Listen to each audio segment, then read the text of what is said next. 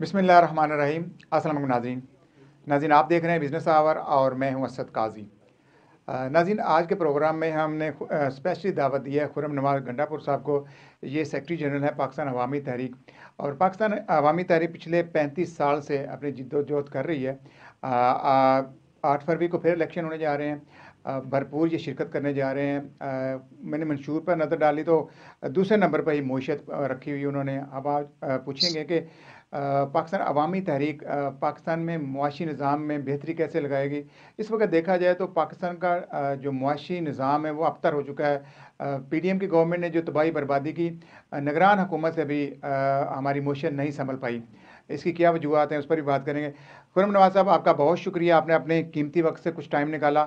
مجھے سر بتائیے گا، پاکستان عوامی تحریک 35 سال سے جدوجہد کر رہی ہے۔ پہلے تو بتائیے گا، پاکستان میں اسٹیٹس کو کی پارٹیاں ہیں، اب وہ آپ سمجھتے ہیں وہ اپنی جو ایک مدت ہوتی ہے وہ پوری کر چکی ہیں اور نئی جماعتوں کا موقع ملے گا؟ بسم اللہ الرحمن الرحیم۔ دیکھیے جی، پاکستان نہیں، پوری دنیا میں یہ جو پچھلے کئی سال میں انٹرنیٹ کی وجہ سے ایک انقلاب آیا ہے انفارمیشن میں۔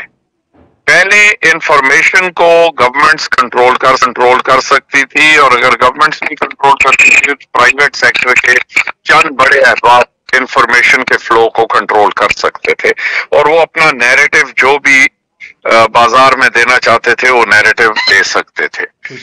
جب سے social media as an alternative form of communication آ گیا ہے تو نیریٹو ہر ایک کے کنٹرول سے چلا گیا ہے، خواہ وہ حکومت ہو خواہ وہ لوگ ہو۔ آپ دیکھیں کہ مغرب میں پوری کی پوری حکومتیں بالکل 100% اسرائیل کے ساتھ کھڑی ہوئی ہیں، لیکن چونکہ آمت الناس ڈے ٹو ڈے وہ ظلم جبر اور تشدد دیکھ رہے ہیں، کوئی ویسٹرن میڈیا غزہ کا کچھ بھی نہیں دکھا رہا، لیکن چونکہ سوشل میڈیا سب کچھ دکھا رہا ہے، اس لیے وہ زمانہ گزر گیا جب پولیٹیشن یا جب حکومتیں نیریٹو کو کنٹرول کرتے تو ان کا نیریٹو تھا اس کو پش کرتے۔ تھوڑی سی آواز آپ کی خراب ہو رہی ہے، مجھے نہیں سمجھ کیوں۔ میں نے کہا پہلے نیریٹو کو وہ لوگ پش کر سکتے تھے جو میڈیا پہ کنٹرول کرتے تھے، بالکل ایسے ہی ہے، لیکن آج کے دور میں نیریٹو کو کنٹرول کرنا امپاسبل ہو گیا۔ غزہ نے یہ چیز پروف کر دی ہے کہ مغربی حکومتیں جہاں ٹوٹلی اسرائیل کی حکومت کے پیچھے کھڑی ہوئی ہیں، لیکن چونکہ آمت الناس ان کے ساتھ نہیں ہے تو آمت الناس سوشل میڈیا کے ذریعے سے جو نیریٹو ہے اس کو کنٹرول کر رہے ہیں، اور ہر ایک فرد تک ساری انفارمیشن فلو کر رہی ہے۔ یہ فرق آیا ہے پرانے دور میں اور اس دور میں۔ اس چیز کو اگر آپ معیشت پہ بھی لگا سکتے ہیں، اس چیز کو سیاست پہ بھی لگا سکتے ہیں۔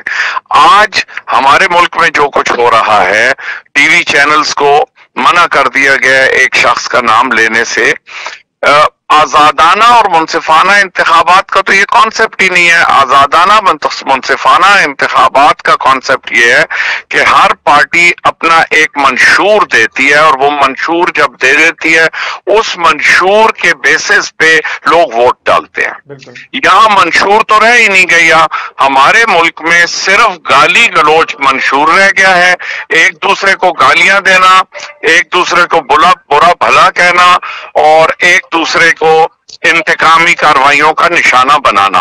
یہ جمہوریت نہیں ہے، اور نہ ہی اس کو جمہوریت کہا جا سکتا ہے۔ ہم یہ سمجھتے ہیں کہ پاکستان میں اس وقت سب سے بڑا بحران جو ہے وہ پولیٹیکل سٹیبلٹی کا بحران ہے، اور پولیٹیکل سٹیبلٹی کے ساتھ ساتھ جو دوسرا بڑا بحران ہے وہ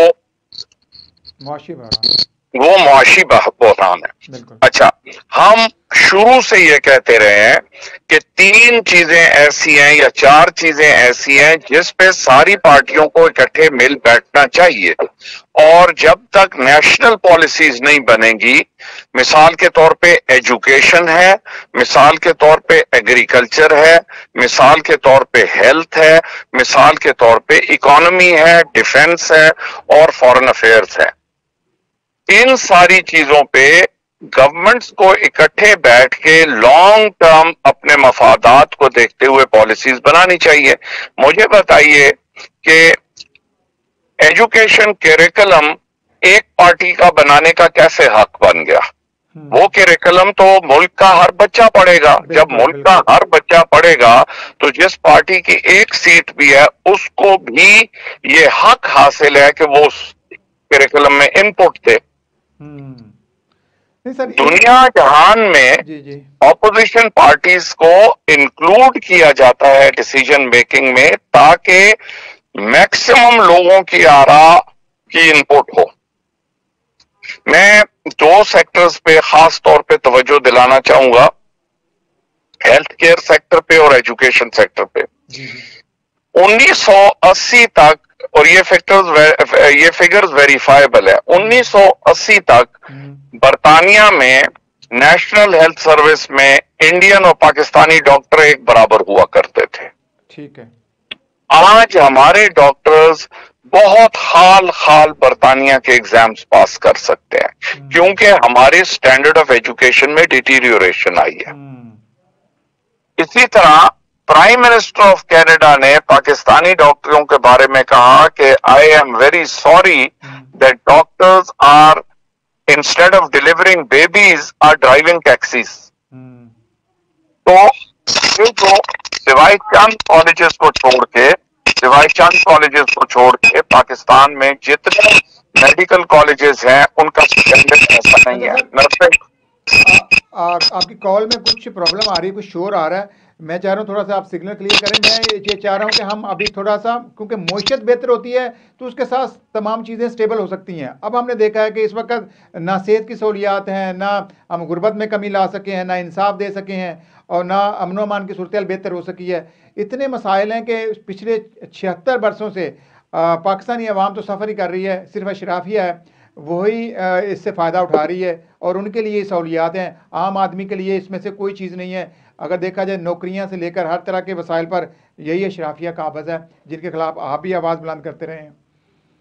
देखें, आपकी बात 100% दुरुस्त है, लेकिन इसीलिए मैंने गुजारिश की कि पिछले साल हमारी आईटी एक्सपोर्ट्स 3 से 5 बिलियन डॉलर थी और हिंदुस्तान की आईटी एक्सपोर्ट्स 150 बिलियन डॉलर थी।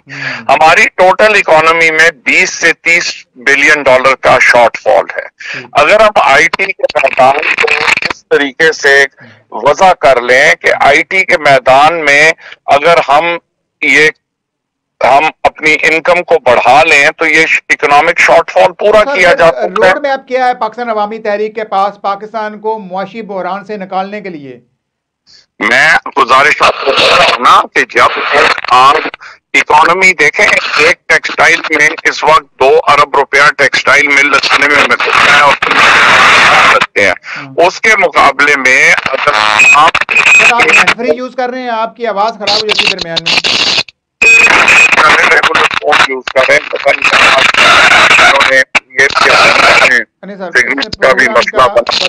मजा जरा चिड़चिड़ा सा हो गया, किरकिरा सा हो गया। तो मैं चाह रहा हूँ कि आपकी आवाज़ क्लियर आए तो फिर हम जरा हमारे जो नाज़रीन सुनने वाले हैं उन तक आवाज़ भी आपकी साफ पहुँचे।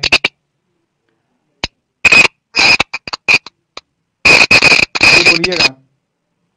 मैं जो गुजारिश कर रहा हूँ वो ये कर रहा हूँ कि जब तक इकोनॉमी में इस वक्त फास्टेस्ट जो डेवलपमेंट का तरीका है इकोनॉमी का, वो है कि आप आईटी के सेक्टर को डेवलप करें। आईटी के सेक्टर हमारी पिछले साल की एक्सपोर्ट्स 3 से 5 बिलियन डॉलर के दरमियान है और इंडिया की आईटी एक्सपोर्ट्स 150 बिलियन डॉलर की हैं पिछले साल की।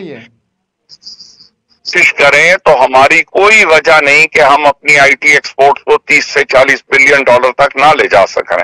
हमारी इकोनॉमी में टोटल शॉर्टफॉल 20 बिलियन डॉलर का है, वो बड़े आराम से आईटी के जरिए से हल हो सकता है। लेकिन समर किया कि जो भी गवर्नमेंट आईटी पॉलिसी बनाए उसको चाहिए तमाम पार्टी को साथ मिला के और इंटरनेशनल आईटी एक्सपर्ट्स को साथ मिला के एक मजबूत पॉलिसी बनाए आईटी पे, जिससे हम पाकिस्तान की इकोनॉमिक शॉर्टफॉल को एड्रेस कर सकें। खुरम साहब, यहाँ पर छोटी सी ब्रेक लेनी है। जब ब्रेक से आएंगे तो फिर हम थोड़ी सी सियासत पर भी बात करेंगे, और इलेक्शन का दौर है और तकरीबन तमाम पार्टियां इसमें इलेक्शन शिरकत करने जा रही हैं। आपका क्या लाए अमल होगा, इस पर बात करेंगे। मिलते हैं ब्रेक के बाद।